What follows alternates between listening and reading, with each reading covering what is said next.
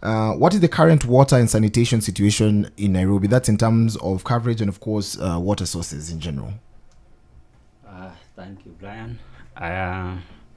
On water situation in Nairobi City, the coverage is, on percentage-wise, about 85% water coverage. There are areas that doesn't have infrastructure, especially the outskirts, and so as an agency, our strategy is to ensure that it's covered 100% by 2027, the whole city with water services infrastructure.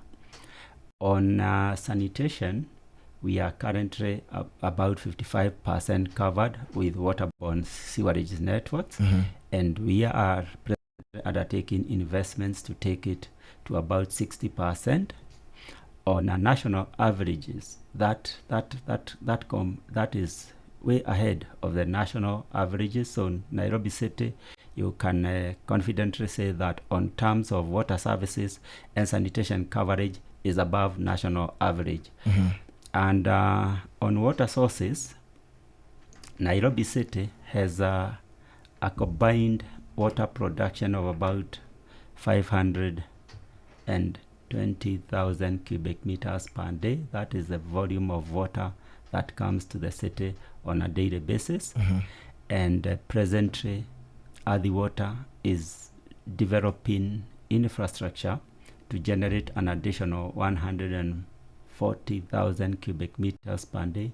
And when that volume arrives, perhaps most likely in April this year, then we shall have a total of about 640,000 cubic meters per day to Nairobi. And with that production, then there will be additional volumes that will reduce the equitable sharing of water in the city.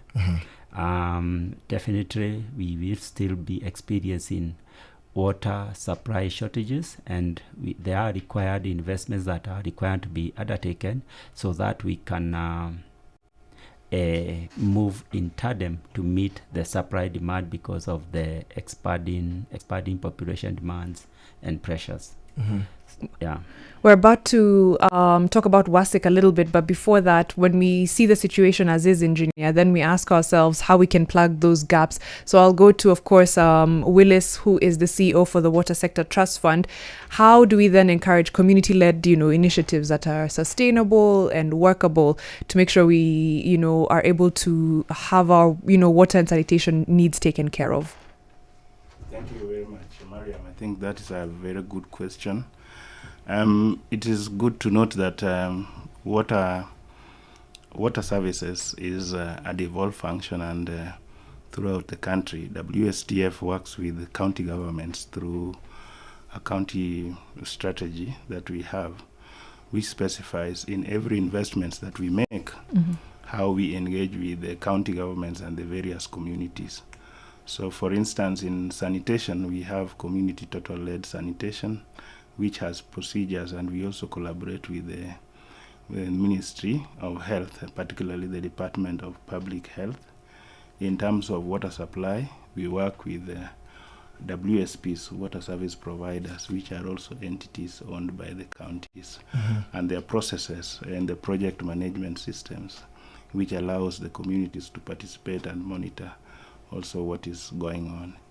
In water conservation or water resource management, we work with our sister agency called WRA, Water Resources Authority, and the institutions at the ground level called RUAS. So RUAS are Water Resource Users Associations, and also Community Forest Associations. So it also means interministerial cooperation to have the CFS work together to do the to plant trees, riparian conservation, and all those. So those are some of the approaches that we use. But of course, we look for resources, and then we participatory have them also join us in the implementation of these projects, which principally, as we do the financing aspect. When I think of all these bodies and stakeholders coming together, I think of something like WASIC, right? How does a conference like that come into play to bring all the stakeholders together, and how do public partnerships look like in terms of water and sanitation needs for Kenyans? That's for Ruth, Madam GM. Yeah, thank you so much. So if you allow me to just explain a little bit the logic and rationale around WASIC. Yes, please. You had the CEO Athi talk about the gap in supply, and also my CEO talking about how we are to reach also the underserved. So the four main thematic areas of WASIC. Let me go straight to number 3, the road to universal access, water and sanitation for all by 2030. That is a sustainable development goal for the UN. It's also a Vision 2030 goal. So it's also a goal for the water sector. So how do we achieve that? At the moment, we have gaps in financing. We have gaps in supply. We have gaps even in water resources management. So the ministry, and basically also the sector, has mapped certain sources of financing, and a lot of it is assumed to also come from the private sector. So we are looking to get about 313 billion through public-private partnerships, about 82 billion from commercial financing, which can happen right from here in our country through commercial banks and financing institutions, through kind of blended financing mechanisms. And also we are still looking at concessional loans from our partners, and there's also an element of grants. So the Water and Sanitation Investors Conference is basically meant to attract investors into the country. So we're going to bring them in and tell them these are the opportunities for you to invest in the country. These investors may be public, but they will also mostly be private as well, because the public-private partnerships, and you've said it a lot, and also blended financing where you leverage on private finance are the key focus areas for this conference. I think if you've listened, the government is very keen to see private sector participation. Very, yes. Specifically in the water and sanitation sector. I know also in other sectors, but in water, because it has not been very much, and yet the potential is very, very, very, very high.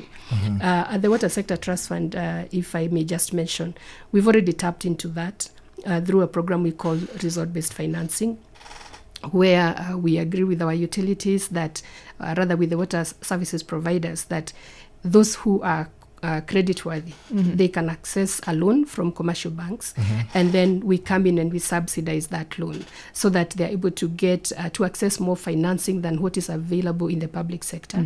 And because we bring in what you call the de-risking factor, they are probably able to also get that financing at a lower interest. And so we give the comfort to the counties and the utilities that it's okay to borrow from commercial sources, but also comfort from the banks that it's okay to lend to the water and sanitation sector. And we would like through WASIC to expand that space, both for blended financing, and then especially through now institutions like the Waterworks Development Agencies, where our engineer Kamau is, the public-private partnerships, because those ones are usually very big infrastructure, very high resources kind of projects. Thank you so much.